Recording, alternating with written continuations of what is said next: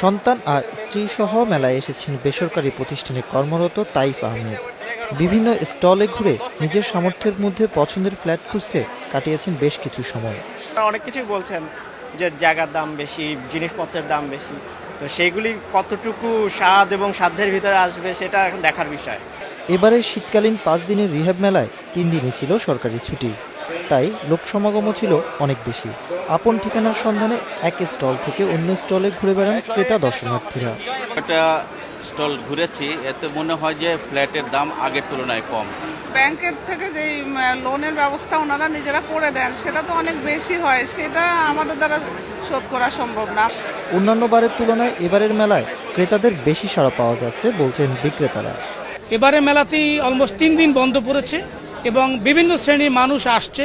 যারা আপনার middle class বা এর আপ ক্লাস এরকম যারা আছেন তাদেরকে টার্গেট করে মেলায় অনেক ধরনের অফার দিচ্ছে। এই মেলার মাধ্যমে আবাসন খাতের মন্দা অবস্থা কাটিয়ে ওঠা সম্ভব বলে মনে করছে রিহ্যাব। মেলা কিন্তু আমরা শুধু ক্রয় বিক্রয়ের জন্য না, এখানে আমাদের ক্রেতা এবং বিক্রেতার সাথে একটা মিলন কেন্দ্র বলা হয়। মেলাটার উপর কিন্তু ক্রেতাদের আস্থা এই জন্য যে রিহ্যাব হচ্ছে guarantor. Ashraf Alam, independent news, Dhaka.